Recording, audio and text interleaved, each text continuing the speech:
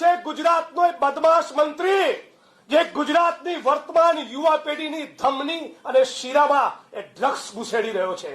એ માણસને કોંગ્રેસ પાર્ટી અને ગુજરાતી તરીકે કોઈ પણ સંજોગોમાં અમે છોડવાના નથી.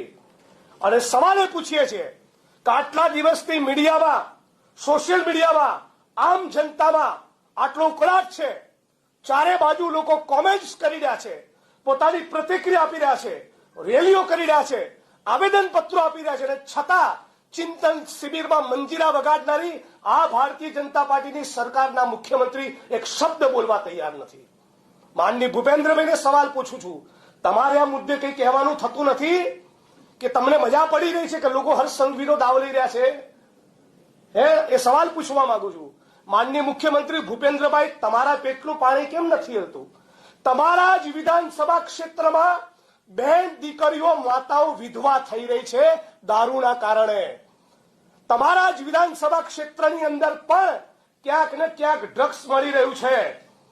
હર્ષ સંઘવીના વિધાનસભા ક્ષેત્રની અંદર પણ દારૂના અડ્ડા ચાલી રહ્યા છે. મેં અગાઉ પણ કહેલું, દ્વારકા, સોમનાથ, ખોડલધામ, ઉમિયાધામ, અંબાજી, વડતાલ, આખા ગુજરાતના હિન્દુ ભાઈ બહેનોની આસ્થાના પ્રતીક એવા મંદિરોની 2-3 કિલોમીટરની ત્રિજ્યામાં બેફામ નિર્લજ્જ બનીને બુટલેગરો દારૂના અડ્ડા ચલાવી રહ્યા છે અને ક્યાંક ક્યાંક ડ્રગ્સ પણ મળી રહ્યું છે.